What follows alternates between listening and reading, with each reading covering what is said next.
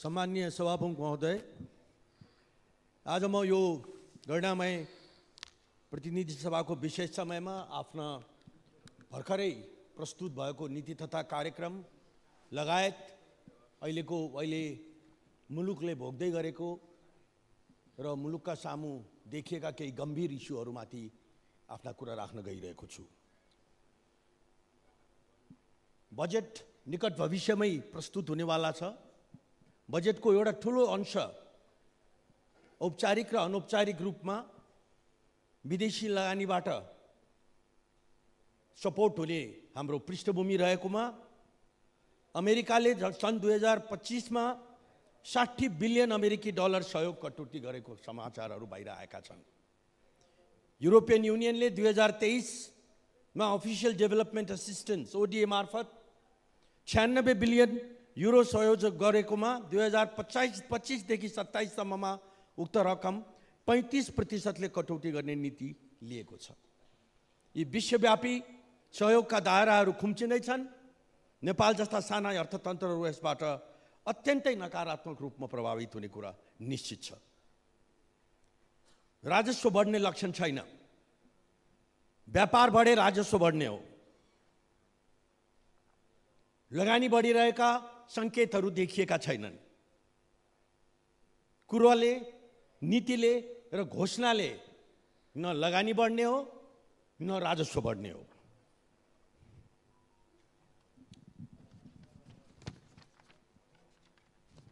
अहिलेको युवाको एस्पिरेसन र इन्स्पिरेसनको यदि कुरा गर्ने हो भने युवा चाहन्छ कि विश्वमा प्रतिस्पर्धा गर्न सक्ने किसिमको शिक्षा यही देशमा उपलब्ध होस्। यो विषयमा मैले अर्थ समितिमा पनि राखेको थिएँ। शिक्षा मन्त्रालयले विदेशका प्रतिष्ठित इन्स्टिट्युसन्सहरूलाई नेपालमा ल्याइकन तिनीहरूले नेपालमै चाहिँ त्यो शिक्षा प्राप्त छ नि सबैले अफोर्ड गर्न सक्ने लेभलको शिक्षा दिने वातावरण बनाउनुको सट्टा 1.5 खरब भन्दा बढ्ता पैसा तिरेर नेपाली युवाहरू बाहिर जान बाध्य छन्। म विश्वास मैले लिएको छु कि भर्खरै आउनुभएका नयाँ शिक्षा मन्त्रीको ध्यान यसतर्फ जानेछ। गुणस्तरीय रोजगारी देशभित्रै आओस्।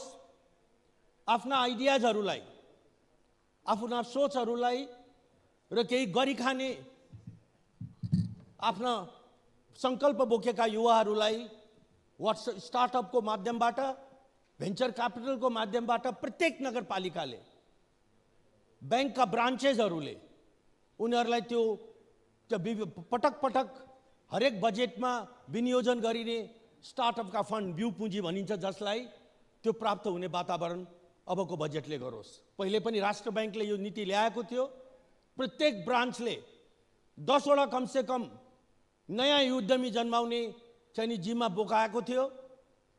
5000 भन्दा बढ्ता भएका ब्रान्चहरूले यदि त्यो गरेको भए अगाडि त्यो पोलिसीलाई अगाडि बढाएको भए वर्षमा 50,000 भन्दा बढ्ता नयाँ उद्यम खुल्ने थिए। तर त्यो अगाडि हुन सकेन।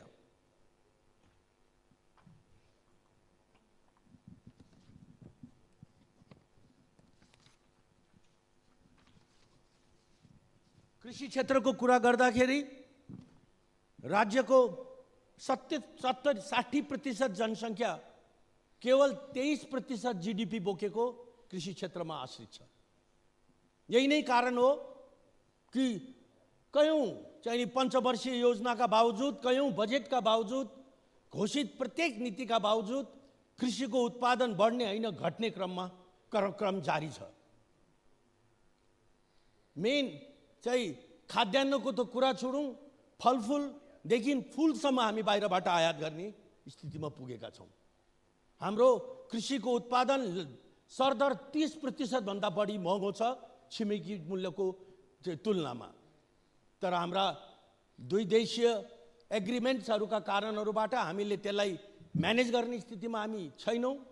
त्यसलाई हामीले समायोजित गर्ने स्थितिमा हामी छैनौँ। त त्यसका वैकल्पिक उपायहरू के हुन सक्छन् भन्नेतर्फ राज्यको ध्यान जानु अत्यन्त जरुरी छ। अदरवाइज 60% जनसङ्ख्या आश्रित भएको यो क्षेत्र आउने दिनहरूमा झन्झन दरिद्र हुँदै जाने कुरो निश्चित छ। जमिन बाँझो छ। त्यो जमिनमा जोत्ने मान्छेहरू देशभन्दा बाहिर पुगेका छन्। दैनिक 3000 को रफ्तारमा नेपालीहरू, नेपाली युवाहरू नेपालभन्दा बाहिर जाने क्रम जारी छ।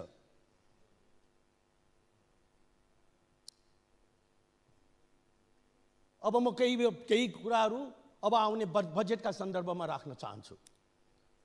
मैले अस्ति भनेको थिएँ अर्थ समितिमा र आज म फेरि दोहोऱ्याउन चाहन्छु कि अब आउने बजेटले, किनकि राजस्व घट्दो छ, माननीय अर्थमन्त्रीज्यूसँग स्रोतको अभाव छ, त्यसैले नयाँ योजनाहरूमा पैसा लगानी गर्नुको सट्टा चलिरहेका योजनाहरूलाई सिद्ध्याउनेतर्फ ध्यान दिनु पर्यो। यदि हामी धान्न सक्दैनौँ भने नयाँ योजनाहरूको लामो लिस्ट खाली जनतालाई सुनाउनका लागि गर्नुको कुनै अर्थ छैन। 2048 सालमा गरिएको रिफर्म, त्यो बेलाको इन्टरनेसनल र रिजनल परिस्थितिलाई अध्ययन गरिकन गरिएको रिफर्मको आधारमा 7 वटा नयाँ क्षेत्रहरू जन्मिए। जीडीपी का अहिले 35% भन्दा बढ्ता कन्ट्रिब्युसन गर्ने ती क्षेत्रहरू त्यो बेलाको रिफर्म उदार अर्थतन्त्रको परिणति थिए। तर 48 सालपछि अहिलेसम्म सेकेन्ड जेनेरेसनको रिफर्मको चाहिँ सुरुवात हुन सकेको छैन। त्यसैको फलस्वरूप हाम्रो इकोनोमीको साइज र हाम्रो जीडीपीको साइज खुम्चने क्रममा छ। हाम्रै जस्तै लगभग 30 वर्ष अगाडि एउटै सही साइजको इकोनोमी फिलिपिन्सको यदि कुरा गर्ने हो भने, जो कि त्यो पनि करिब 3 करोडको जनसङ्ख्याको मुलुक, अहिले हाम्रो टोटल जीडीपी 50 बिलियनको छ भने उनीहरूको 500 बिलियनको पुगेको छ।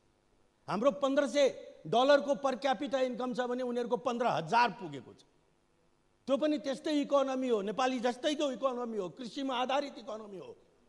त्यहाँका पनि जनताहरू देश छोडेर बाहिर काम गर्न बाध्य थिए।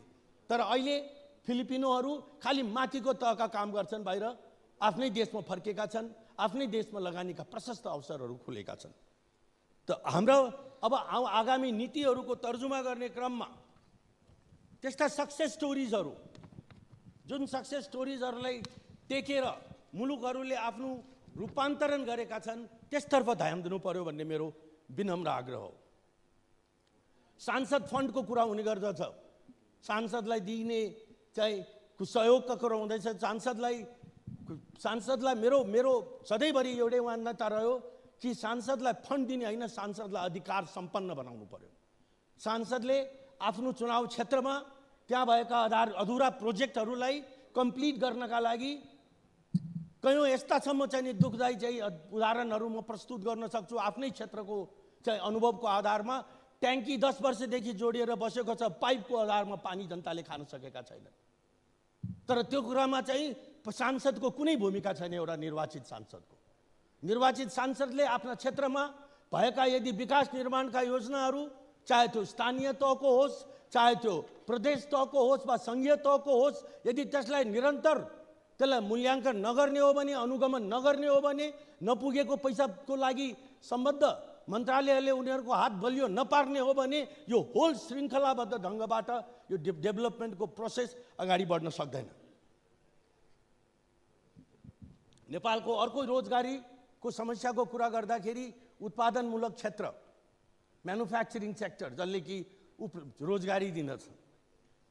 बङ्गलादेश, भारत र श्रीलङ्काको म्यानुफ्याक्चरिङ सेक्टरको जीडीपीको कन्ट्रिब्युसन 20% छ। कुनै बेलामा नेपालको पनि 15% थियो।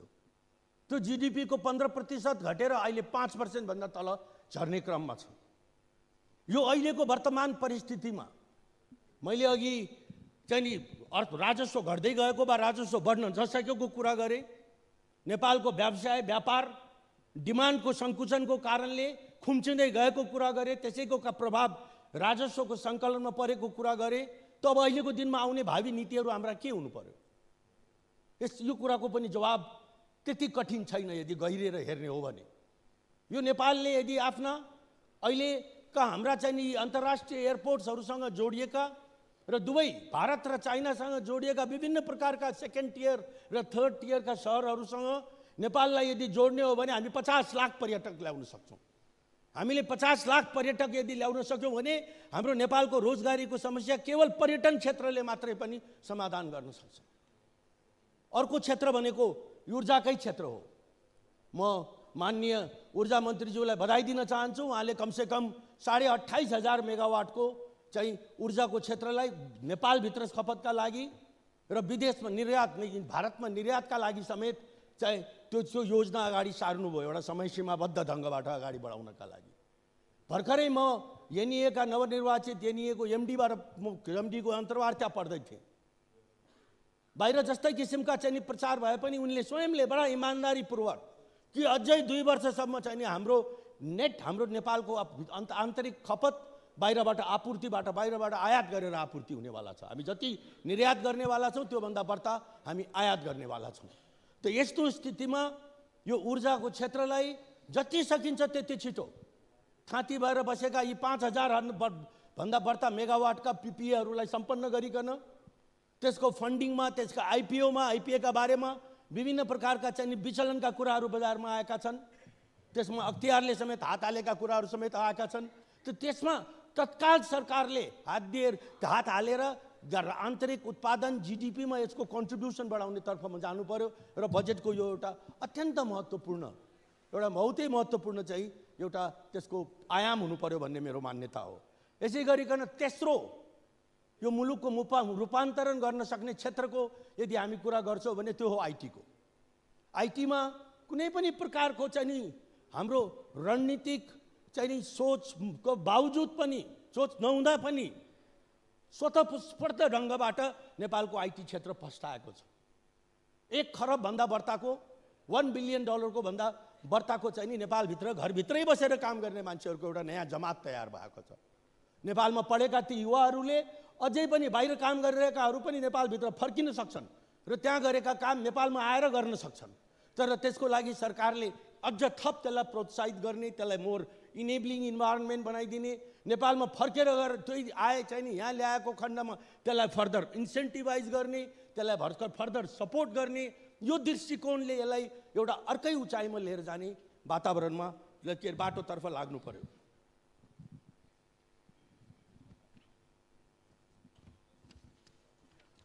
म अब यिनी कुराहरू राख्ने क्रममा फेरि पनि म दोहोऱ्याउन चाहन्छु कि हाम्रो अर्को सबभन्दा ठुलो चुनौती भनेको हाम्रो खर्च गर्ने क्षमताको आएको निरन्तर ह्रास हो। भर्खरकै स्ट्याटिस्टिक्स हेर्ने हो भने साधारण खर्च अहिलेसम्म 63% भन्दा बढ्ता खर्च भइसक्यो। विकास खर्च केवल 19% खर्च भएको छ। यसले के देखाउँछ भन्नु होला भने कि हामीसँग पैसा भए तापनि, योजना भए तापनि एकातर्फ माननीय सांसदज्यूहरू चाहिँ परियोजना लिएर दिनरात सिंहदरबार घुम्नुहुन्छ, अर्कोतर्फ विनियोजन गरिएका योजनाहरूमा समेत हामीले पैसा खर्च गर्न सक्दैनौँ। त्यो योजनाहरूलाई हामी अगाडि कार्यान्वयनतर्फ बढाउन सक्दैनौँ। हाम्रो ब्युरोक्रेसीको जन्जाल, हामीलाई कामलाई चाहिँ अगाडि बढाउनुको सट्टा छेक्ने प्रवृत्ति र भ्रष्टाचार, यी तीनै कुराको परिणतिले गर्दाखेरि 19% मात्र अहिलेसम्म खर्च भएको त्यो एउटा चाहिँ ऐना जस्तो छर्लङ्ग छ। 3,000 भन्दा बढी, अघि पनि भने 3,000 भन्दा बढी युवा देश छोडेर बाहिर जाँदैछन्। पहाडहरू, विभिन्न चाहिँ पिछडिएका क्षेत्रहरू खाली छन्।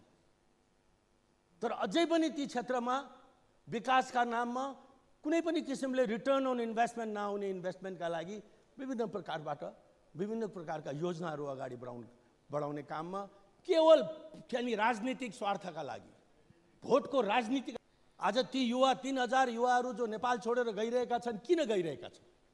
उनीहरू किन गइरहेका छन् भन्नु होला भने कि उनीहरूलाई न यहाँको शिक्षाको क्षेत्रमा, न स्वास्थ्यको क्षेत्रमा, न रोजगारीको क्षेत्रमा र आफूले गर्न चाहेको कुनै साना व्यवसाय समेतलाई पनि फन्डिङ स्टार्टअपको माध्यमबाट, बिउ पुँजीको माध्यमबाट तिनीहरूलाई चाहिँ गरिदिन सक्ने वातावरण यहाँ छैन, बन्न सक्दैन। यहाँ गर्न सक्ने मान्छेलाई काम गर्न दिँदैन भन्ने मानसिकताका साथ बाहिर गएका छन्। ती बाहिर जाने मान्छेले आफू मात्र जाने होइन, त्यहाँ एकचोटि गएर बसिसकेपछि अनि आफ्ना नातागोतालाई बोलाउन थाल्छन्। मेरो आफ्नो मान्यता यो हो। त्यसमाथि ती चाहिँ उमेर पुगेका चाहिँ वृद्ध अभिभावकहरू समेत पनि चाहिँ उनीहरूलाई फर्काएर चाहिँ आफ्ना चाहिँ छोराछोरी नातानातिनीलाई फर्काएर ल्याउनुको सट्टा आफू जान बाध्य छन्।